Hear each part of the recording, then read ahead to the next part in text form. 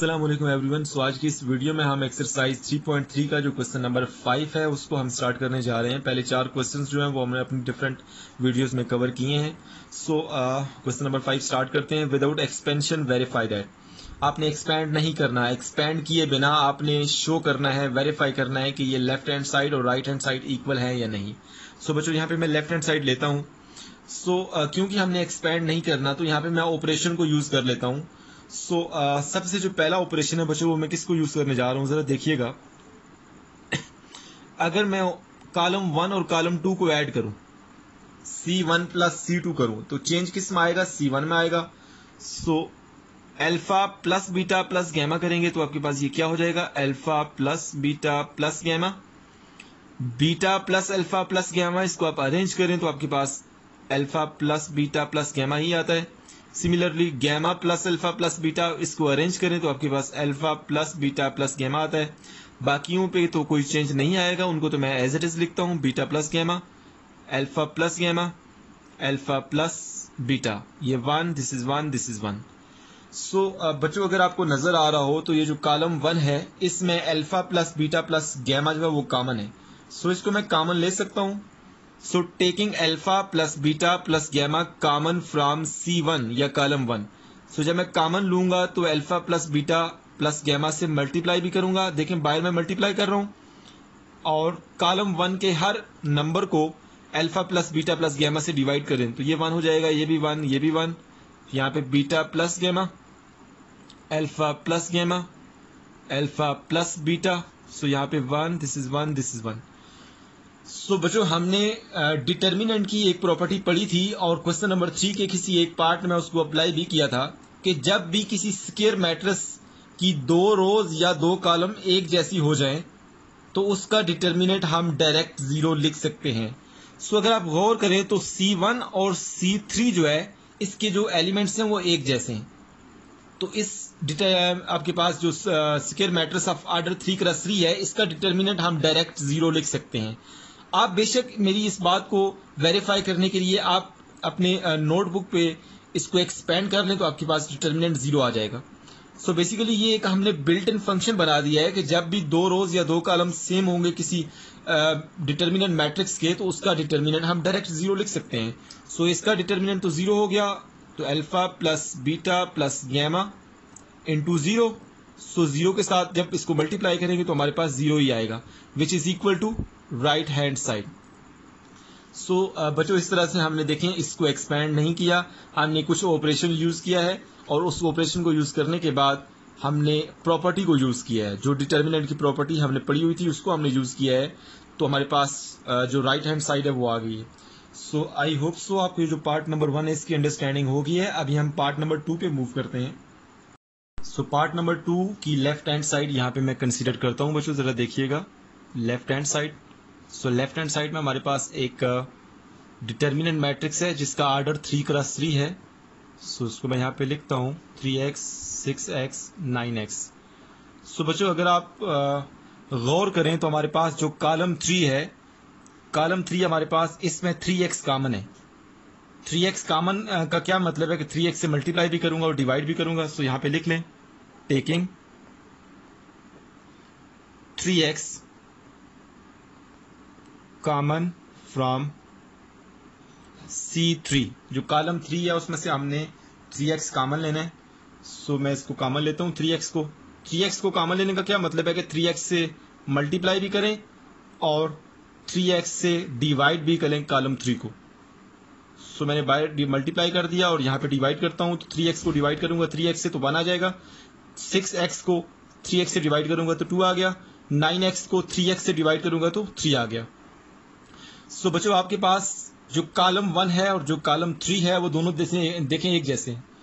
जब भी आपके पास किसी स्क्वायर मैट्रिक्स के स्क्वायर डिटर्मिनेंट मैट्रिक्स के 2 कॉलम या 2 रोज बराबर होंगे तो उसका डिटर्मिनेंट हम डायरेक्ट 0 लिख सकते हैं।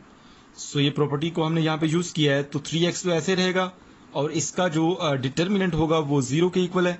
0 को 3x से मल्टीप्लाई करें तो आंसर 0 आ गया, which is equal to right hand side. इस तरह से बच्चों हमने पार्ट नंबर 2 को डिस्कस किया है। अभी हम पार्ट नंबर 3 की बात करते हैं। सो बच्चों अभी हम पार्ट नंबर 3 की बात करते हैं। पार्ट नंबर 3 में हमने वेरीफाई करना है कि ये लेफ्ट हैंड साइड और राइट हैंड साइड इक्वल है या नहीं, विदाउट एक्सपेंशन। आपने एक्सपैंड नहीं करना। सो आपके पास जो लेफ्ट हैंड साइड है उसको मैंने यहाँ पे कंसीडर किया। लेफ्ट हैंड साइड आपके पास एक डिटर्मिनेंट मैट्रिक्स है जिसका आर्डर 3x3 है। सो बच्चों आपने करना क्या है, यहाँ पे मल्टीप्लाई, क्योंकि आपने एक्सपैंड नहीं करना तो आपने यहाँ पे ऑपरेशन यूज कर लेना है, multiply and divide ABC to C3। जो आपके पास कॉलम 3 है आपने उसको, ये आपके पास कॉलम 3 है, इसको आपने ABC से मल्टीप्लाई और डिवाइड करना है। सो यहाँ पे मल्टीप्लाई और डिवाइड कर लेता हूँ। सो बच्चों हम बाय डिवाइड कर लेते हैं, बाय मल्टीप्लाई कर लेते हैं, और यहाँ पे आप कॉलम 3 के हर एक एलिमेंट को ABC से डिवाइड कर लें। सो ये 1 ये 1 ये 1 ऐसे ही रहेगा, A square B square C square ये भी ऐसे ही रहेगा। सो क्योंकि हमने कॉलम 3 को ABC से मल्टीप्लाई और डिवाइड करना है, सो बच्चों हम इधर बाय डिवाइड कर लेते हैं। सो यहाँ पे थोड़ी सी गलती होगी है, बाय हम डिवाइड करते हैं और यहाँ अंदर मल्टीप्लाई कर लेते हैं। सो यहाँ पे जब मैं मल्टीप्लाई करूंगा, देखें ABC को इससे मल्टीप्लाई करें, यहाँ पे देखें जरा, ABC को मैं मल्टीप्लाई करता हूं A ओवर BC से। देखें ये BC इस BC से कैंसिल, A को A से मल्टीप्लाई करें तो आपके पास यहाँ पे A स्क्वायर आ गया। सिमिलरली अब आपने ABC को इस दूसरे नंबर से मल्टीप्लाई करना है जो कि C3 का दूसरा नंबर है। सो यहाँ पे मैं मल्टीप्लाई करता हूं ABC multiply B divided by CA। सो आपके पास ये जो CA है ये इस CA से कैंसिल, और B को B से मल्टीप्लाई किया तो आपके पास यहाँ पे B स्क्वायर। सिमिलरली ABC को आप इस नंबर से मल्टीप्लाई करें तो आपके पास AB से कैंसिल हो जाएगा और C बच जाएगा, C को C से मल्टीप्लाई करें तो C स्क्वायर आ गया। सो बच्चों अगर आप गौर करें तो आपके पास यहाँ पे दो जो कॉलम है वो एक जैसे आ गए हैं। कॉलम 2 और कॉलम 3 जो है वो दोनों आइडेंटिकल है, सेम है, एक जैसे हैं। सो इस मैट्रिक्स का जो डिटर्मिनेंट है हम डायरेक्ट जो है वो 0 लिख सकते हैं by using that property. So ABC into 0, so this is equal to 0 which is equal to right hand side. So बच्चों इस तरह से हमने जो पार्ट नंबर 3 है क्वेश्चन नंबर 5 का उसको देखा है। सो अभी हम नेक्स्ट पार्ट की तरफ मूव करते हैं। सो बच्चों अभी हम पार्ट नंबर 4 स्टार्ट करते हैं। पार्ट नंबर 4 को स्टार्ट करने से पहले मैं आपको डिटर्मिनेंट की एक दूसरी प्रॉपर्टी बताना चाहता हूं। देखिए डिटर्मिनेंट की हमने पहली एक प्रॉपर्टी पढ़ी थी कि जब भी किसी स्क्वायर मैट्रिक्स की 2 रोज या 2 कॉलम आइडेंटिकल हों, एक जैसे हों, तो उस मैट्रिक्स का डिटर्मिनेंट हम डायरेक्ट 0 लिख सकते हैं। सो अभी हम एक दूसरी प्रॉपर्टी पढ़ने जा रहे हैं डिटर्मिनेंट की। वो क्या है कि अगर किसी स्क्वायर मैट्रिक्स की पूरी एक रो या पूरा एक कॉलम जो है ना उसकी एंट्री 0 हो, मतलब अगर किसी स्क्वायर मैट्रिक्स की पूरी एक रो जो है ना उसके एलिमेंट्स 0 हो या पूरे एक कॉलम के एलिमेंट्स 0 हो, तो उस मैट्रिक्स का डिटर्मिनेंट भी हम डायरेक्ट 0 लिख सकते हैं। सो इस डेफिनेशन को या इस प्रॉपर्टी को यहाँ पे मैंने लिख दिया आप लोगों के लिए। देखें जरा, प्रॉपर्टी ऑफ डिटर्मिनेंट, ये हमारे पास सेकंड प्रॉपर्टी है। If all the entries of row और column of A square matrix A are zeros then determinant of A is equal to 0। मतलब अगर आपके पास कोई स्क्वायर मैट्रिक्स गिवन हो, उसका पूरा एक रो जो है ना या पूरा एक कॉलम जो है ना उसमें 0 एंट्रीज हो, तो उसका डिटर्मिनेंट जरूरी नहीं है कि आप एक्सपैंड करें, आप उसका डिटर्मिनेंट डायरेक्ट भी 0 लिख सकते हैं बाय यूजिंग दिस प्रॉपर्टी। सो बच्चों हमारे पास जो पार्ट नंबर 4 है, पार्ट नंबर 4 को हम एक्सपैंड तो कर नहीं सकते क्योंकि हमने विदाउट एक्सपेंशन शो करना है या वेरीफाई करना है कि लेफ्ट हैंड साइड और राइट हैंड साइड इक्वल है या नहीं। सो बच्चों यहाँ पे मैं लेफ्ट हैंड साइड लेता हूँ सबसे पहले। देखिए जरा, लेफ्ट हैंड साइड आपके पास एक मैट्रिक्स है, डिटर्मिनेंट मैट्रिक्स है जिसका आर्डर हमारे पास 3x3 है। सो इस सारे को मैं यहाँ पे लिखता हूँ बच्चों, जरा देखिएगा। C minus A, this is A minus B, this is B minus C। सो बच्चों यहाँ पे मैंने ऑपरेशन कौन सा यूज करना है। अच्छा देखिए, अगर मैं कॉलम 1 को, कॉलम 2 को और कॉलम 3 को इनको ऐड करता हूं, या आप R1 R2 R3 row wise add कर लें या कॉलम वाइज ऐड कर लें, ये आपकी मर्जी है। सो बच्चों यहाँ पे मैं कॉलम वाइज ऐड करता हूं, आप अगर रो वाइज करना चाहते हैं तो इट्स अप टू यू। सो मैं ऑपरेशन कौन सा यूज करना चाहता हूं, C1 plus C2 plus C3। Change किस में आएगा, C1 में आएगा। सो देखें जरा, चेंज किस में आएगा, C1 में आएगा। सो बाकी जो सारे हैं उसको मैं ऐसे ही लिखता हूं। देखें B minus C, C minus A, A minus B, C minus A minus B, this is B minus C। सो हमने column 1 plus column 2 plus column 3 इन तीनों को ऐड करना है। सो हमारे पास जो रिजल्ट आएगा जरा देखते हैं उसको, a minus B plus b minus C plus c minus a. Similarly अब जो C1, C2 और C3 इनके सेकंड एलिमेंट्स हैं, जो करस्पॉन्डिंग एलिमेंट्स हैं, उनको हम ऐड करते हैं। देखें b माइनस सी पहला एलिमेंट है plus c minus A plus a minus B. So यहाँ पे मैं लिखता हूँ b minus C plus c minus A plus a minus B. Similarly last वाले को हम ऐड करते हैं c minus A plus a minus B plus b minus C. So बच्चों यहाँ पे कैंसिलेशन हो रही है। देखिए आपके पास a माइनस क्या है, ये a प्लस क्या है, कैंसिल। b प्लस क्या है, b माइनस का, ये भी कैंसिल। c प्लस क्या है, c माइनस का, ये भी कैंसिल। सिमिलरली ये भी आपके पास सारे कैंसिल हो रहे हैं, आप इनको बेशक चेक भी कर सकते हैं। सो आपके पास जो कॉलम 1 है, कॉलम 1 में आपके पास क्या बचा, 0 0 0, और बाकी आपके पास जो है उनको मैं ऐसे ही लिखता हूँ, b minus c, c minus a, c minus a, a minus B, similarly a minus b और b माइनस सी। सो बच्चों आपके पास ये जो आपके पास डिटर्मिनेंट मैट्रिक्स है ऑफ ऑर्डर 3 क्रॉस 3, इसकी पूरा एक जो कॉलम है उसमें 0 0 एलिमेंट्स हैं। तो इसका डिटर्मिनेंट हम बाय यूजिंग दिस प्रॉपर्टी, इसका डिटर्मिनेंट हम डायरेक्ट 0 लिख सकते हैं, which is equal to right hand side. तो इस तरह से हमने विदाउट एक्सपेंशन शो किया है कि लेफ्ट हैंड साइड और राइट हैंड साइड जो है ना दोनों इक्वल है।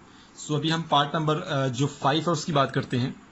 तो नाउ हम पार्ट नंबर 5 की बात करते हैं। पार्ट नंबर 5 में हमारे पास देखें ये लेफ्ट हैंड साइड और राइट हैंड साइड है, इसको हमने वेरीफाई करना है, विदाउट एक्सपेंशन वेरीफाई करना है कि ये दोनों साइड्स इक्वल हैं। सो बच्चों हमने लेफ्ट हैंड साइड यहाँ पे कंसीडर की। अच्छा, हमने यहाँ पे ऑपरेशन कौन सा यूज करना है, आपके पास ये जो कॉलम 1 है इसको आप a से मल्टीप्लाई करें, जो कॉलम 2 है इसको आप b से मल्टीप्लाई करें, और जो कॉलम 3 है इसको आप c से मल्टीप्लाई करें। सो मल्टीप्लाई करेंगे तो डिवाइड भी करना पड़ेगा, ऑफ कोर्स सिंपल मल्टीप्लिकेशन ये पॉसिबल नहीं है। सो मैं यहां पे लिख लेता हूं, multiply and divide a to c1, मतलब c1 को a से मल्टीप्लाई और डिवाइड करें, b to c2 and c to C3। Column 3 को आपने C से मल्टीप्लाई और डिवाइड करना है। सो बच्चों हम बाय जो है ना वो डिवाइड कर लेते हैं। पहले A को बाय डिवाइड किया, फिर B को भी बाय डिवाइड किया और C को भी बाय डिवाइड किया। ये 3 आपके पास डिफरेंट ऑपरेशंस हैं। और आपके पास जो कॉलम 1 है उसको आप A से मल्टीप्लाई करें, ABC हो जाएगा। ये A से मल्टीप्लाई करेंगे तो A इंटू 1 ओवर A से कैंसिल हो जाएगा तो 1 बच गया। Similarly A into A square बन गया। अब कॉलम 2 को हमने B से मल्टीप्लाई और डिवाइड करना है, ये बाय मैंने डिवाइड कर दिया और यहां पर कॉलम 2 को मल्टीप्लाई करें तो ये ABC बन गया। B मल्टीप्लाई 1 ओवर B से कैंसिल तो 1 बच गया। सिमिलरली B इंटू B, ये B स्क्वायर बन गया। अब कॉलम 3 को आपने C से मल्टीप्लाई और डिवाइड करना है, ये बाय मैंने डिवाइड कर दिया है। अब आप कॉलम 3 को मल्टीप्लाई कर लें, ABC हो गया। यहाँ पे C को 1/C से मल्टीप्लाई करेंगे तो C से कैंसिल 1 बच गया और यहाँ पे C स्क्वायर आ गया। सो बच्चों हमारे पास अगर आप गौर करें तो यहाँ पे जो R1 है, R1 में क्या कॉमन है, R1 में ABC कॉमन है, मतलब R1 यहाँ भी ABC है, इधर भी और इधर भी, तो इस ABC को मैं कॉमन ले सकता हूँ। सो जब मैं इस ABC को कॉमन लूंगा तो ये बाहर आ गया, और इसको आप अरेंज करके लिखें तो ये भी डिवीजन में ABC बन जाएगा। और यहाँ पे क्या बचा, 1 1 1, ये भी 1 1 1, A square, similarly this is B square and this is C square. So बच्चों आपके पास ये जो मैट्रिक्स है जिसका ऑर्डर 3 क्रॉस 3 है, डिटर्मिनेंट मैट्रिक्स, इसकी 2 रोज जो है वो एक जैसी हैं। देखिए R1 और R2 एक जैसी है, तो इसका डिटर्मिनेंट हम डायरेक्ट 0 लिख सकते हैं। ये तो कैंसिल हो गए, और इसका डिटर्मिनेंट हम डायरेक्ट 0 लिख सकते हैं, which is equal to right hand side. So बच्चों इस तरह से हमने ये जो क्वेश्चन नंबर 5 के पहले 5 पार्ट्स हैं वो अपनी इस वीडियो में कवर किए हैं। सो क्वेश्चन नंबर 5 के जो रिमेनिंग पार्ट्स हैं वो हम अपनी जो अगली वीडियो होगी उसमें आप डिस्कस करेंगे। सो अगर किसी को कोई भी इशू है तो आप कमेंट बॉक्स में कमेंट करें। Thank you so much for watching my video.